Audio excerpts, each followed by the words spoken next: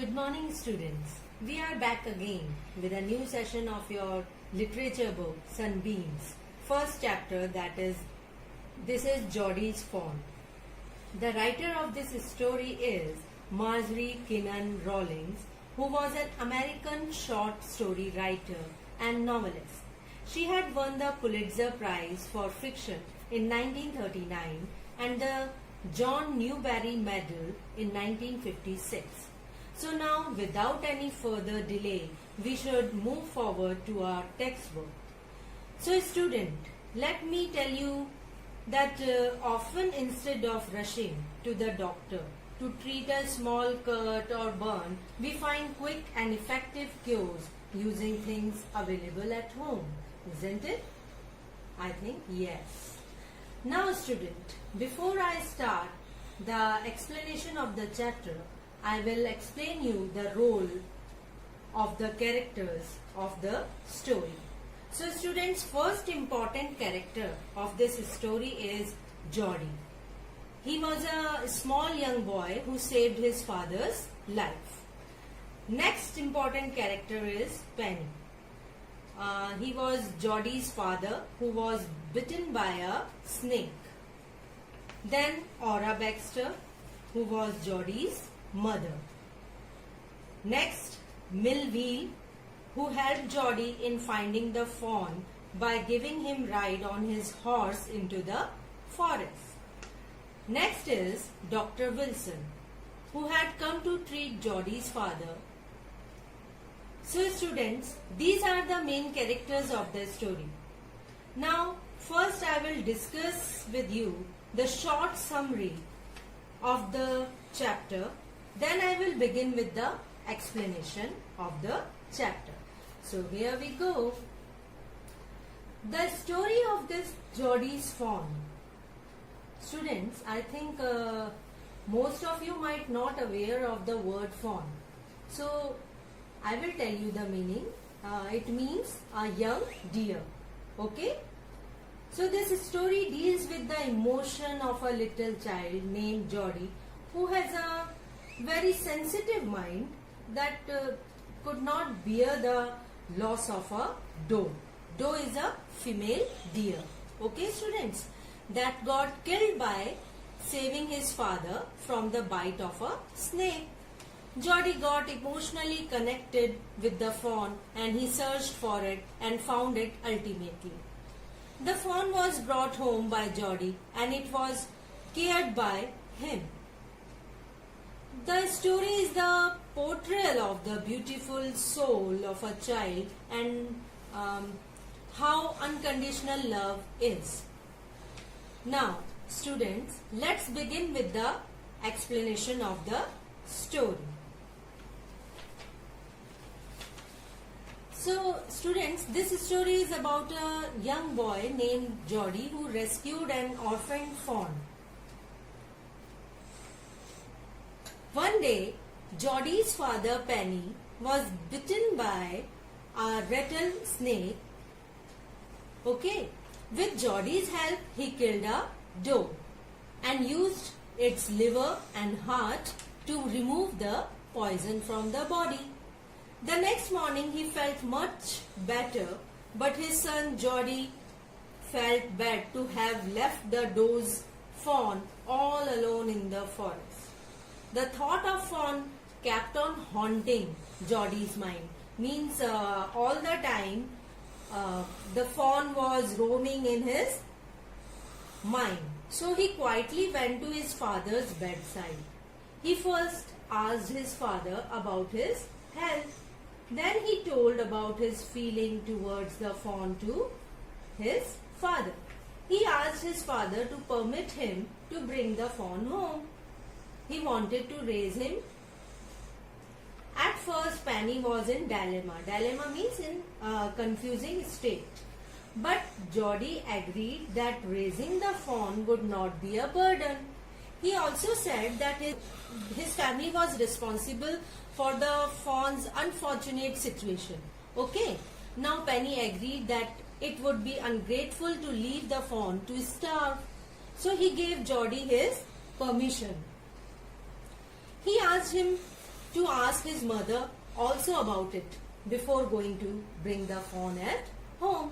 Now Jody came to the table and sat down very quietly. The mother was pouring coffee in the cups. She was taken aback when Jody asked her to bring the fawn home. Seeing the mother's reluctant, Jody told what his father had said. Now before the mother could say anything, Dr. Wilson spoke. He said that nothing in this world comes quite free. He meant that they must pay some price for having taken the life of the doe. And here the price was to raise the fawn. Okay, students. Now Jody's mother, thou gave her consent, feared for her son's safety in the forest. Now Jody went with Melville on his horse, assuring his mother to reach home by dinner. Now, on the way, Melville asked Jody that how he knew that the fawn was male. Then Jody said that his father told him that spots on the male fawn were arranged in a line, and on the other hand, those spots were scattered. This indicated that the fawn was male. After some time, they reached closer to the place where his father was bitten. Here Jody wanted to go on further all alone because he didn't want Melville to see his disappointment if they failed in finding the fawn. And on the other hand, if he found the fawn, he would not like to share that lovely or that amazing meeting with anyone else.